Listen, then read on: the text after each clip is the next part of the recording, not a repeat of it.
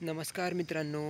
गोपीनाथ मुंडे शेतकरी अपघात विमा योजना मित्रांनो, शेतकऱ्यांना 2 लाख रुपयांपर्यंत विमा भेटणार आहे.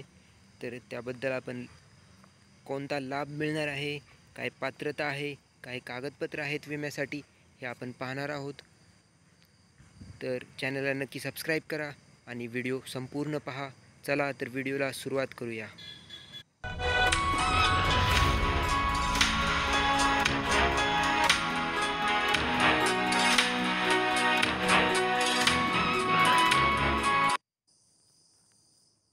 तर महाराष्ट्र शासनाची ही कृषी विभागाची योजना आहे मित्रांनो, गोपीनाथ मुंडे शेतकरी अपघात विमा योजना.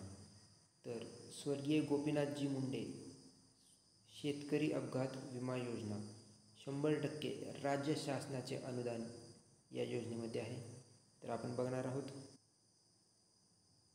लाभार्थ्याचा पात्रता निकष. तर काय पात्रता आहे, तर महाराष्ट्रातील राज्यातील सर्व वहितीधारक खातेदार शेतकरी व शेतकऱ्यांच्या कुटुंबातील वहितीधारक खातेदार म्हणून नोंद नसलेले कोणत्याही एक सदस्य, ते आईवडील असू शकतात, शेतकऱ्याची पतीपत्नी असू शकते, किंवा मुलगा किंवा अविवाहित मुलगी, यापैकी कोणीही एक 10 ते 75 वयोगटातील असे एकूण 2 जण अपघाती विमा संरक्षणासाठी पात्र राहतील. तर विम्यापासून मिळणारे आर्थिक लाभ काय काय आहेत ते आपण पाहणार आहोत. तर अपघाती बाब आणि नुकसान भरपाई इकडे दिलेली आहे. तर अपघाती मृत्यू झाला तर रुपये 2 लाख. अपघातामुळे 2 डोळे अथवा 2 अवयव निकामी झाले तर 2 लाख. अपघातामध्ये 1 डोळा व 1 अवयव निकामी झाला तर 2 लाख रुपये इतका विमा आहे. आणि चौथ्या नंबरला, जर अपघातामुळे 1 डोळा अथवा 1 अवयव जर निकामी झाला तर 1 लाख रुपये इतका विमा संरक्षण देण्यात आलेला आहे.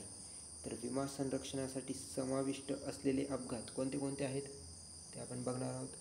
तर रस्त्यामध्ये झालेला अपघात, किंवा रेल्वे अपघात, किंवा पाण्यात बुडून झालेला मृत्यू, किंवा विषबाधा जर झाली असेल, किंवा विजेचा जर धक्का बसला असेल, किंवा वीज पडून मृत्यू, किंवा सर्पदंश, किंवा विंचूदंश, खून, उंचावरून पडून मृत्यू, नक्षलवाद्याकडून होणारे हल्ले, त्यामध्ये जर हत्या झाली असेल, किंवा जनावरांच्या हल्ल्यामुळे किंवा चावल्यामुळे होणारा अपघाती मृत्यू, किंवा दंगल,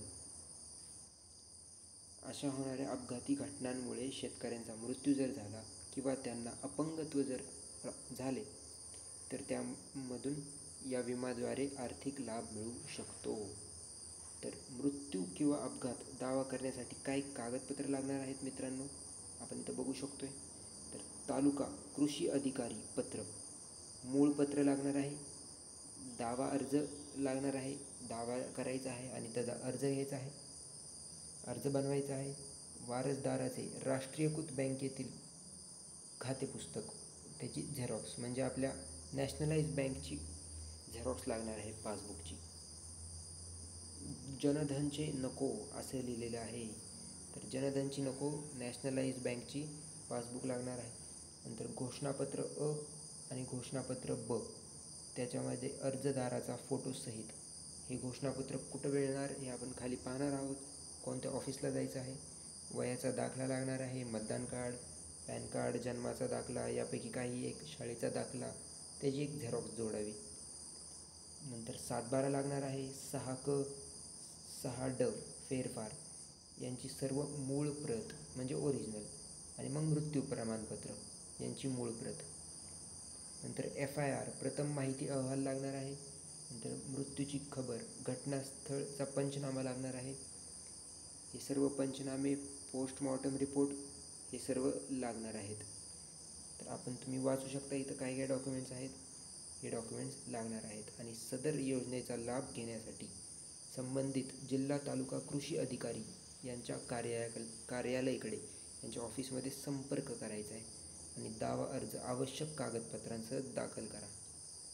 तर ही होती मित्रांनो गोपीनाथ मुंडे शेतकरी अपघात विमा योजना. तर शेतकऱ्यांना 2 लाखांपर्यंतचा विमा यामध्ये होता. पुन्हा भेटणार आहोत नवीन व्हिडिओमध्ये. तोपर्यंत तोपर्यंत चॅनलला नक्की सबस्क्राईब करा.